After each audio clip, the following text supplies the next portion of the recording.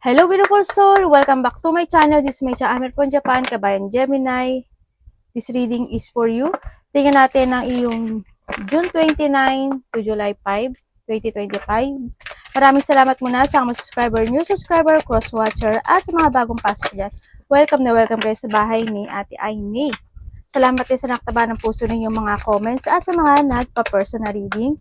Marami pong salamat. Kung gusto nyo na energy nyo lang talaga, ang gusto nyo makuha natin, all the details para sa personal reading is in description below. Sa baba po ng video, this sa general reading Gemini, kunin mo lang ang sayo at itapon ang hindi naman sayo.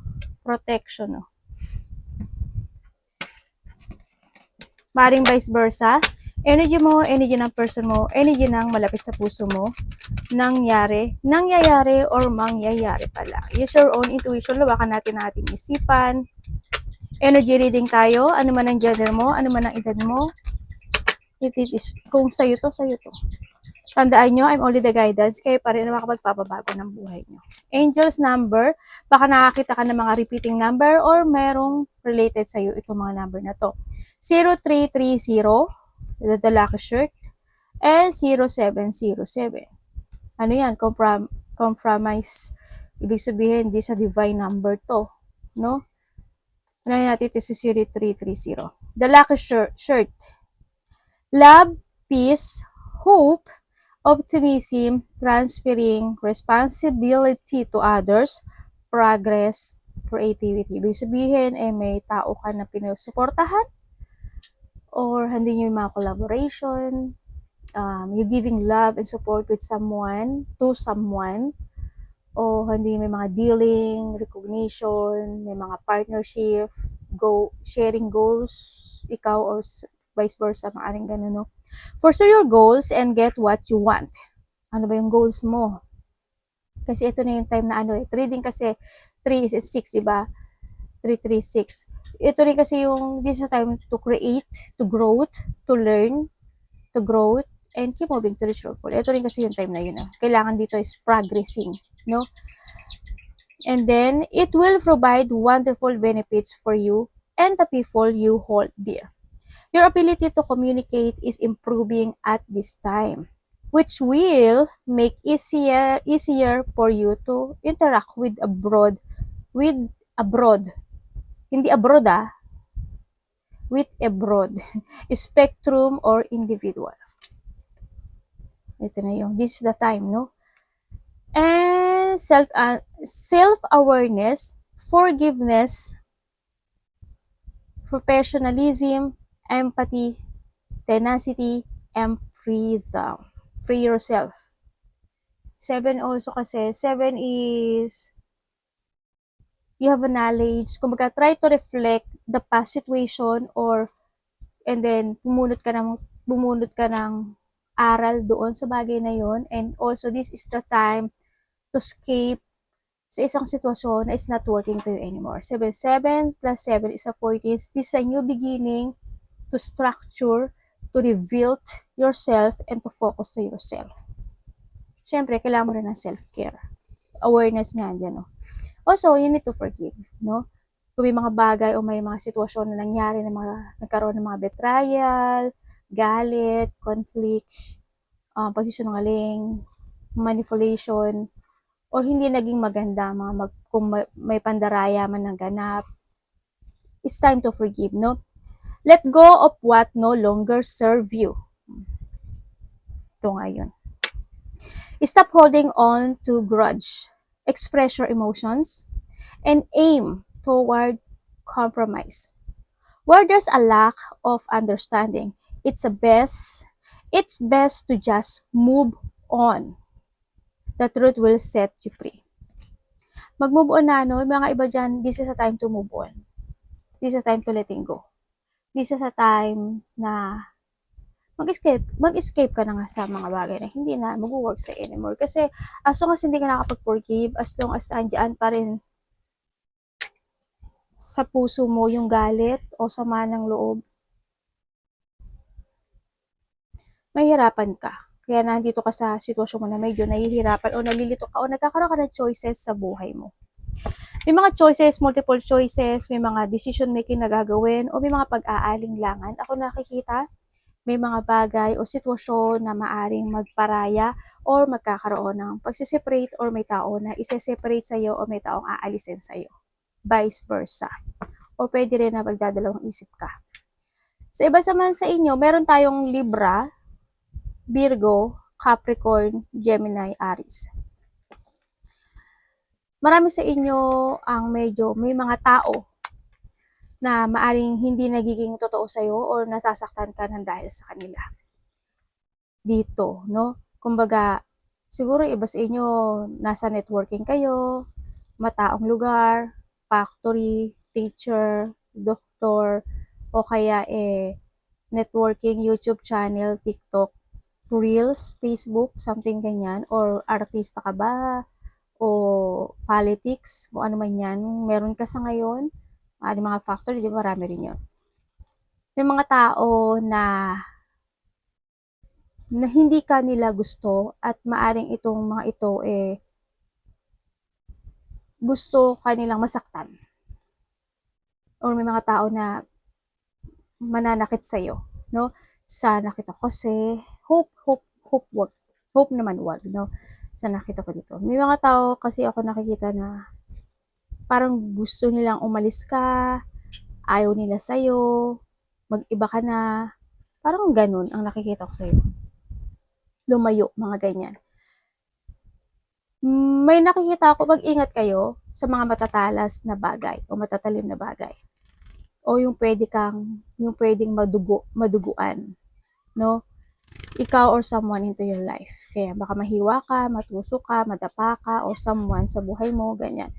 May mga biglaang mangyari. This is only a warning, hindi lahat. Maaari makaka-receive ka lang na information, communication with someone na ganito ang kanyang sitwasyon. Or maaring sa'yo rin ito. Sa iba sa inyo ay may accident, malaki man o maliit yan. Meron mga doctors, may doctors, hospital, and there's a surgery situation ako na nakikita sa iba sa inyo.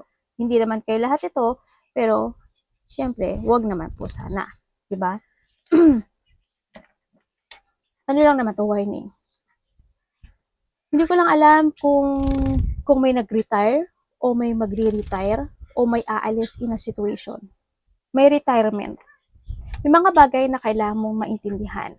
May mga bagay na kailangan mong intindihin to be stable. This is a time to shift, sinasabi dito.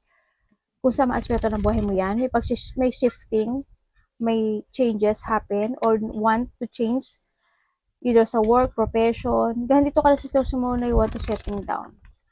No? Or you want to be stable. Andito rin sinasabi dito na gamitin mo daw yung karunungan mo or your wisdom to be stable in life. Sabi nga dito, keep moving towards your goal. Try to make it balance yung mga bagay o sitwasyon na meron ka sa ngayon. Relationship, pera, o pakikitungo, pakikipasalamuha, o pakikipagsundo, or anumang sitwasyon na yan. Sa ang aspeto ng buhay mo. Yun ang nakikita ko sa iyo.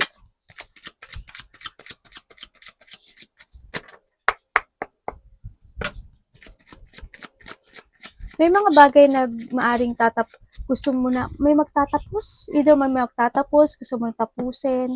May mga ganun. Ako nakikita. Energy ni Gemini.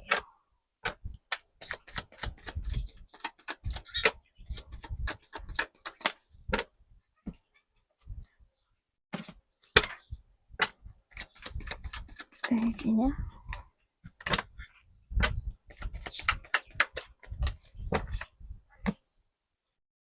Okay, ang energy na ano yan? Ang energy na ano ba? Parang may nahihipo akong ano. Ang energy na nakikita ko sa'yo dito, ibig sabihin merong isang sitwasyon sa buhay mo na gusto mo nang matapos o gusto mo nang mabago, no? Sa nakikita ko ito. Kasi why? May nakikita ko dito na may mga tension pa na hindi natatapos. May pinag-uusapan kayo sa pera? Puro pera siya, oh. Money. Kasi merong related ang money sa inyo. Either wala kang pera, o hindi ka naman sayad sa nakikita ko dito, Pero you need to save your money at alagaan mo din daw ang sarili mo. May mga bagay na gusto mong i-develop, gusto mong aksyonan, nakafocus, may mga bagay na minamaster mo no? Dito, sa nakikita ko dito. Okay, tuloy tayo. Ang energy na nakikita ko sa'yo dito is, yun nga, you try to make it balance yung mga bagay o sitwasyon mo sa ngayon kahit nahahata ka ng nakaraan. Kumaga may mga nagre-reflect siguro sa'yo, may mga naiisip ka siguro sa mga situation in the past. Pero pinipilit mong maging okay, maging balanse sa nakikita ko sa'yo dito. Nandito ka sa sitwasyon mo na harmony situation, at nagbabalanse ka na sa buhay mo at nagkakaroon ka na ng pag-iisip na kasi may parang may isang sitwasyon na magkakaroon ng pagle-letting go dito sa'yo. May pagbabago mangyari. Siguro need to heal, no? So, sinasabi rin dito. Siguro iba sa inyo kung may sakit kayo, baka kailangan nyo muna magpahinga, kailangan nyo muna nito, or kailangan muna ng kailangan mag-healing yung mga nararamdaman o meron kayo sa ngayon. Sa nakikita ko dito. Tingnan natin ang parating kay Gemini.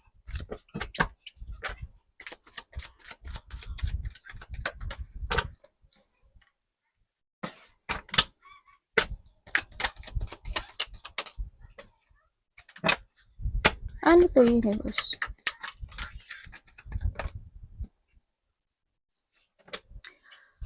Bakit nandito to? Bakit ang lungkot mo? Iba sa inyo. 8-8 to. Okay, ang parating sa'yo,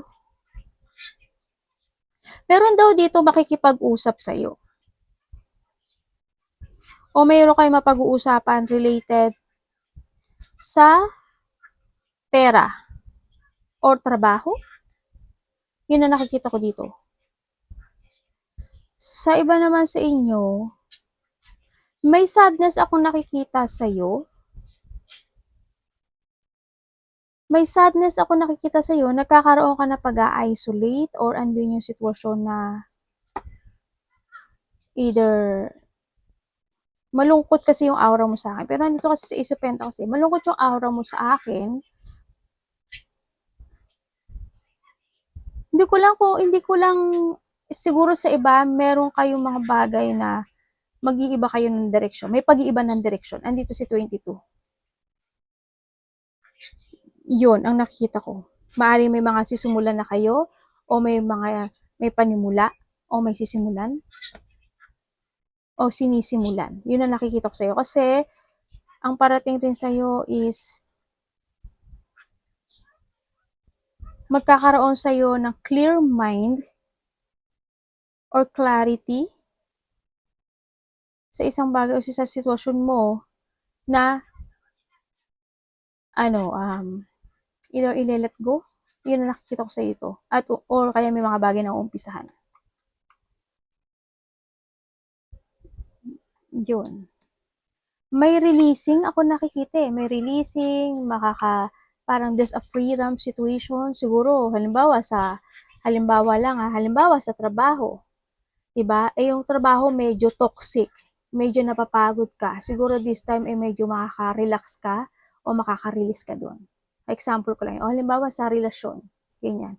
Siguro this time, kung hindi kayo nagiging good in the past, maaring this time magiging okay na kayo. Or magiging okay yung connection na to. Maaring ganun sa iba. No? O kaya naman, hindi man kayo maging okay, mas pipiliin mo, i-release na lang yung sarili mo dun sa relationship na yun. Yung mga ganung sitwasyon ako na nakikita dito.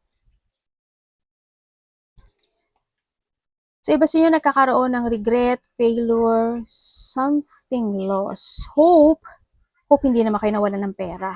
Hope hindi kayo nawalan ng trabaho. No? Sana wag doon sa part na yun kasi medyo masakit yun. Tingnan natin ang dapat iwasan. Pero kung nagkaroon kayo ng mga frustration in the past, negativity, o you feeling trapped in the past, Maring this time is you releasing yourself, mag-escape ka na dun sa bagay na yun. Kumbaga, lalaya ka na dun sa frustration o sa hirap na pinagdadaanan mo in the past sa iba sa inyo. And maaaring may mga bagay na magtatapos na sa buhay mo. Maaaring ang iba dito kakausapin kayo na kasama mo sa trabaho, karelasyon, kung sino man siya. Taurus, Virgo, Capricorn, Pisces, Cancer, Scorpio, Aquarius, Gemini, and Libra.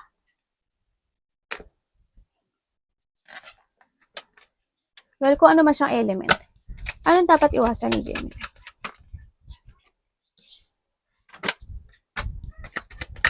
Ay, dito. Ito na kukuha ko.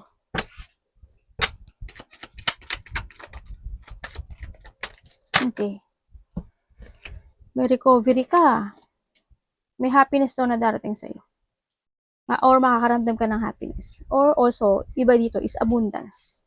Enlightenment, abundance, success, happiness. May mga siguro may mga basta may saya. Dapat mo daw iwasan yung hindi ka magkaroon ng katatagan ng loob. You need to be strong. Iwasan mo na masad, ma-depress, malungkot, or yung maging mahina. No? Kung may mga bagay na need to let go, i-let go. Iwasan mo yung hindi, yung sumuko sa challenge na darating sa buhay mo. Iwasan mo yun.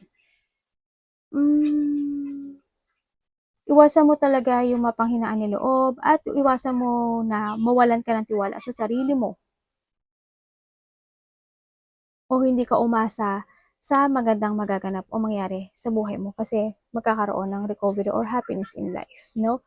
Iwasan mo na magkaroon ng dramatic situation. Alam ko naman na hindi ka ganun, no? Umiwas ka sa mga taong ganun ng situation or magkaroon ng moody type.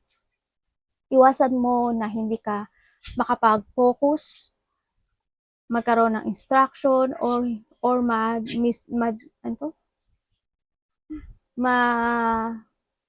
hindi ka maging organized sa buhay mo.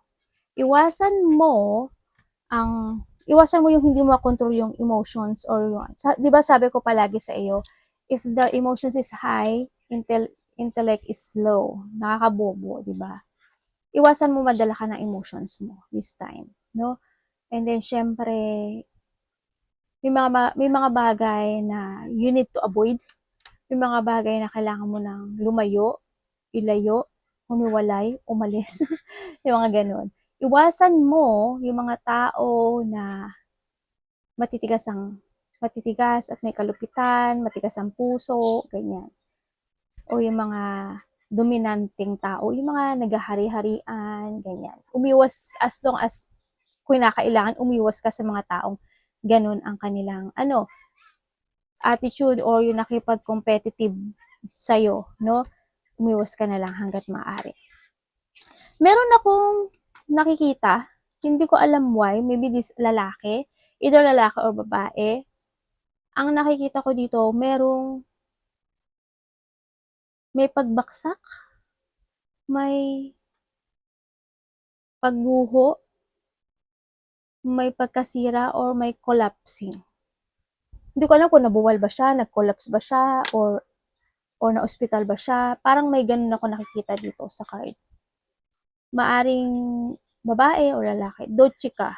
Isa doon. Diba, nalilito ako. Yun. Hindi ko lang alam din kung ikaw or someone, may sakit ka ba sa bandang tiyan o masakit ba yung tiyan mo? Ganun. Tsaka iwasan mo rin yung magpapaliban. Yung gagawin mo naman ngayon, yung pwede mo naman gawin ngayon, ipagpapabukas mo pa. Yung pwede mo naman desisyon ngayon, ay, tsaka na lang. Yung mga ganun. Iwasan mo yun. May nakikita rin ako dito na tao na hindi siya maasahan at hindi siya mapagkakatiwalaan. May tao na ayaw ng responsibilidad. Yung iba sa inyo, yung iba sa inyo, too much responsibility ang meron sa inyo. Kaya siguro nagiging emotional kayo this time. Parang handun kasi yung hirap na nararamdaman ng iba. Love is sa lahat, kapatid, anak, magulang, karelasyon, kaibigan. Love, kamusta ang love ni Gemini? Hmm.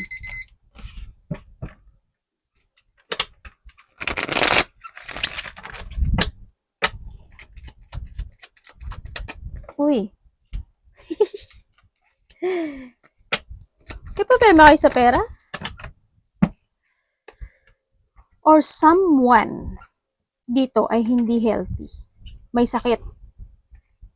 Dito rin siya. Oh. Ang tama, dito si Devil. Andito si Devil. Nakalali. May tao dito nagsisinungaling, ano? Alam mo, oh God, sana hindi ikaw ito. May tao ako nakikita, uunahin ko muna to bago yung love. May tao ako nakikita na tapos na po ba siya? Sana hindi kayo. May tao ako nakikita na may gumagamit. May gumagamit po. Or maaring pala inom lang siya ng alak or gumagamit siya ng pinagbabawal na ano. Alam nyo na yun. Gamot. Yun ang nakikita ko dito.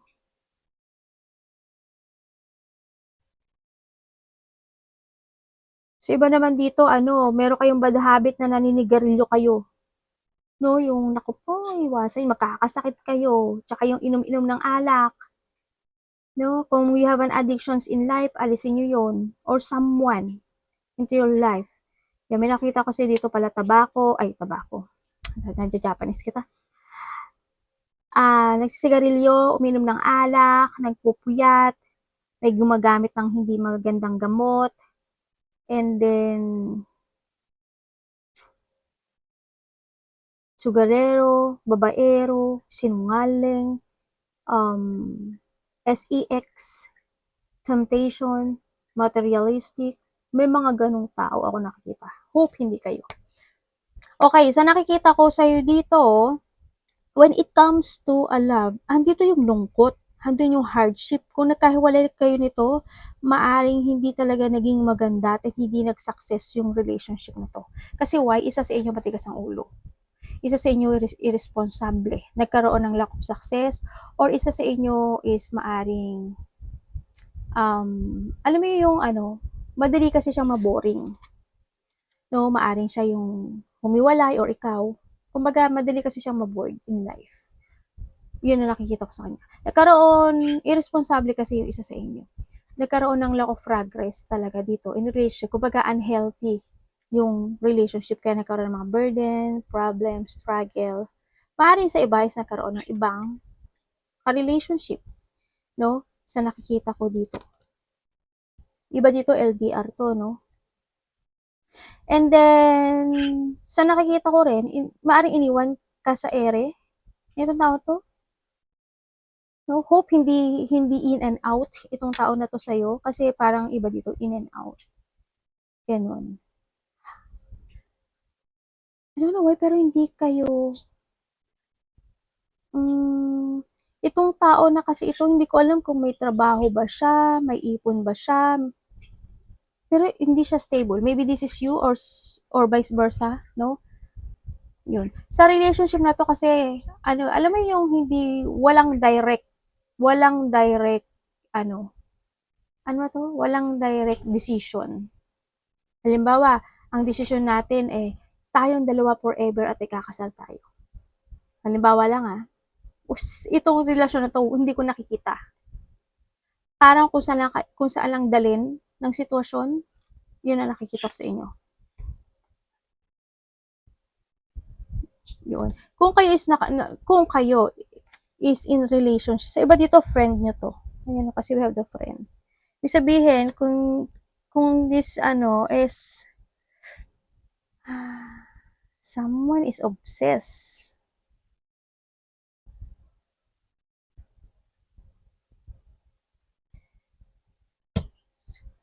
Alam mo, nagaganon ako kasi ang pangat ng barahang nakikita ko.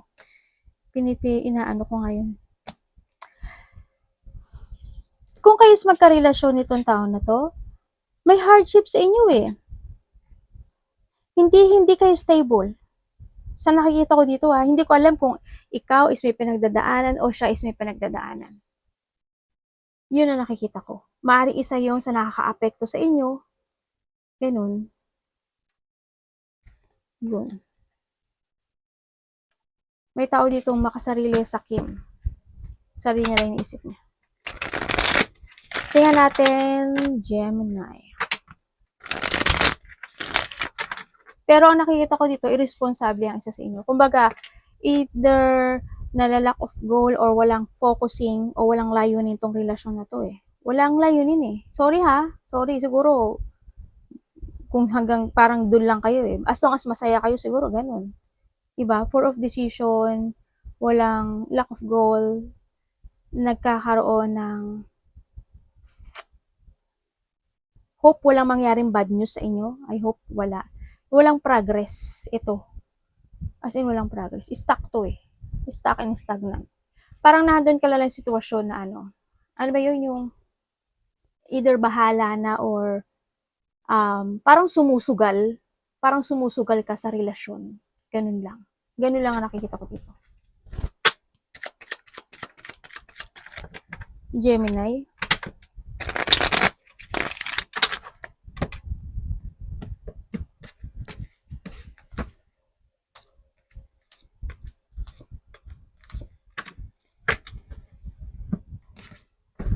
Ay, anak, Diyos Mayo Marimar. Ano ba yun?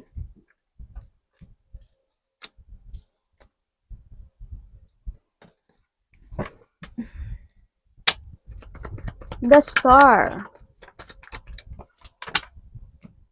Uy, ang nakikita ko sa'yo dito, medyo pressure ka ata. Either sa money or sa condition mo ngayon. Yun ang nakikita ko sa'yo. Medyo pressure, nagkakaroon ka ng limitasyon o may mga bawal o may mga kalakaran na nagaganap ang nangyayari.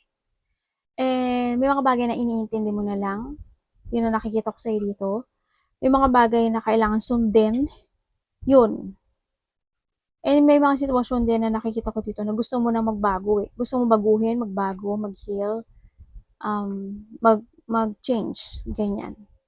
Yun na nakikita ko sa'yo dito.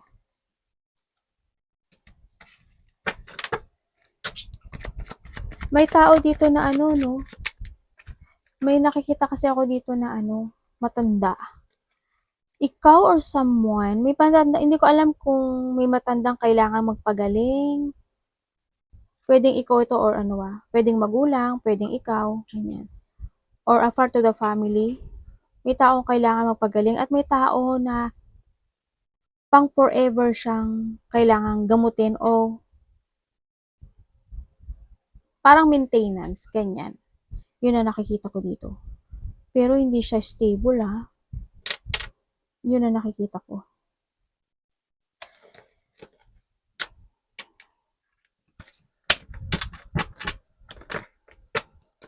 King of Pentacles.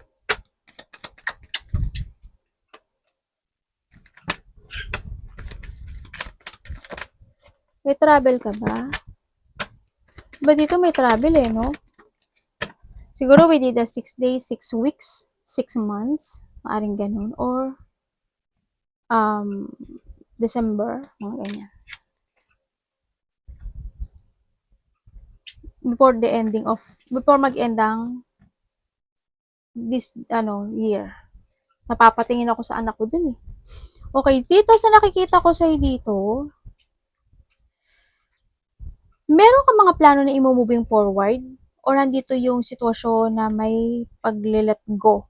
Yung leaving behind, may mga bagay na ili-leaving behind mo na sa nakikita ko dito para mag-move forward ka sa stability mo, sa sarili mo, sa trabaho mo, o andun yung may mga releasing the baggage ako nakikita dito eh.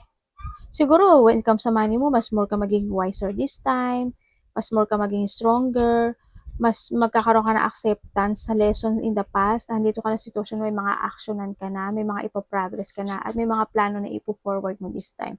Sa nakikita ko dito.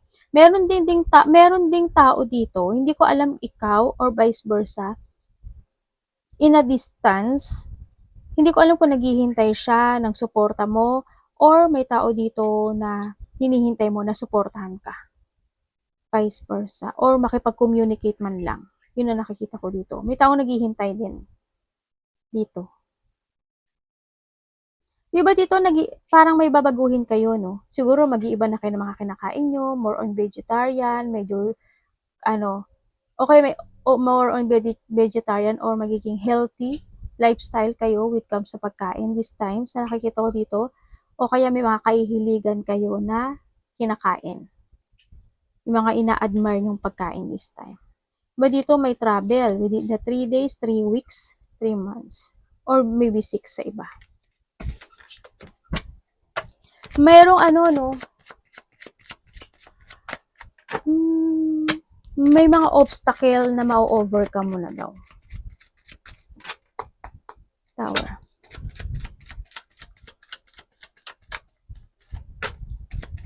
May pagbabagong mangyayari sa iyo.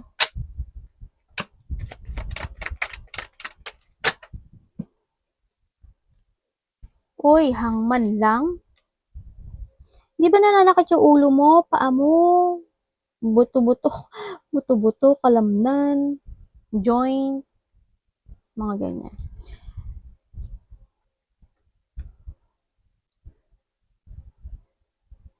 Nagkakaroon, expected and unexpected Ako nakikita sa'yo. Sana hindi ka mag-jungling sa pera mo. Sana hindi ka mag-juggling sa trabaho mo. Sana hindi ka mag-jungling in your situation. Sana. 'Di ba? Kasi nahahang ka dito. Ang nakikita ko sa'yo dito, hindi ko alam kung may hinihintay ka. May hinihintay ka ba? Or nagtitake a pause ka for a while dito sa nakita ko kasi may konting changes happen sa buhay mo. Parang hindi ko lang alam kung nag-iisa ka, parang ganun sa iba, or you want to be alone for a while, or yun na nakikita ko. And then, parang you're hung, parang may mga hinihintay yung iba, parang, or you nag-take a pause ka, maaring ganun sa iba sa inyo. Sa iba naman sa inyo, nagkakaroon kayo ng mga bagong, may mga bagong task, may mga bagong ipa-priority kayo this time. So, nakita ko to. Either new planning, new strategy, at mga bagong pananaw sa kinabukasan. Sa iba sa inyo, ganun ang nakikita ko sa iba sa inyo.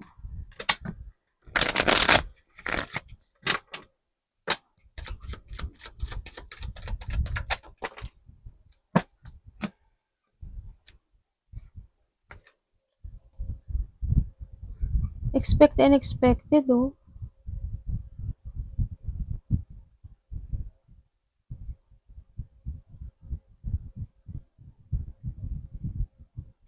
Expected and unexpected in what way? Universe. May mangyayari dito. Hindi siguro kayo lahat to. Pero may magaganap. Problema. Okay, sa nakita ko sa'yo dito, andito ka na you're standing strong. No, may mga bagay na decision mo na. No, maaring may mga ipiprepare, may preparation, may mga bagay na papaplano. Sa iba sa inyo, you are looking in an option in life. Yun ang nakikita ko sa'yo dito. Sabi dito, may decision making. Ako na nakikita dito. Kasi in the past, maaaring nagkaroon ng mga depression, anxiety, stress, burden, maaaring may mga pag-aalala, may mga deep wound, nag-focus ka sa nakaraan, and this time, you are more on releasing yourself no, sa bagay na yon, and this time, magkakaroon ka na ng mga pagpaplano this time. Or you need dun sa bagay na yon. So, wag sana expansion. Yan, magkakaroon ng option in life, sa kaliwa o sa kanan, yung mga ganun. Ako nakikita sa iyo. Yung iba dito, you don't know how to proceed. Magte-take action na ba ako o hindi? Stay ba ako o mag-go? Ganun din. Meron din ako nakikita dito na either just a partnership, ako nakikita sa iyo. Siguro may tao dito na gusto ng partnership sa iyo o nakakonect sa iyo. Yan, either to a project or this person is your relationship. Pero, sabi dito, you need to be aware kung sino man ito sa buhay mo. No? Yun ang sinasabi ng iyong angels. Kasi why? Tingnan mo. Of the devil. No? Mag-ingat ka. Basta mag-trust ka lang sa intuition mo. Arigato namaste, God bless.